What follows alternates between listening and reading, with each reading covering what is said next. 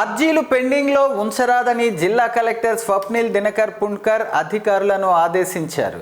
సోమవారం జిల్లా పరిషత్ సమావేశ మందిరంలో ఏర్పాటు చేసిన ప్రజా ఫిర్యాదుల నమోదు మరియు పరిష్కార వేదికలో జిల్లా జాయింట్ కలెక్టర్ ఫర్మాన్ అహ్మద్ ఖాన్తో కలిసి ఆయన అర్జీలు స్వీకరించారు.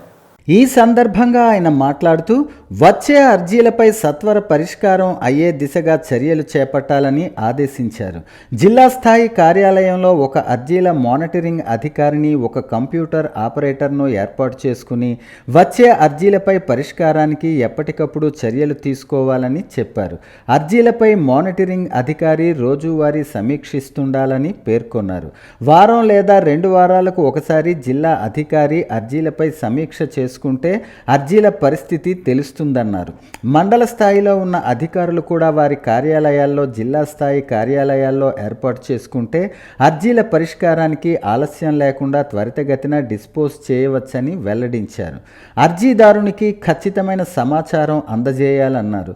91 అర్జీలు స్వీకరించగా ఇందులో revenue, Panchayati Raj, survey and land records, AP township, AP housing, APEPDCL, పశు సంవర్ధక శాఖ, స్కిల్ డెవలప్మెంట్, మున్సిపల్ అడ్మినిస్ట్రేషన్, విభిన్న ప్రతిభావంతులు, గ్రామీణాభివృద్ధి, water resources, school education, AP skill development, మహిళా శిశు సంక్షేమ శాఖ, పంచాయతీరాజ్, ఇంజనీరింగ్, దేవాదాయ శాఖ, మైన్స్ అండ్ జియాలజీ తదితర శాఖలకు సంబంధించిన అర్జీలు స్వీకరించారు.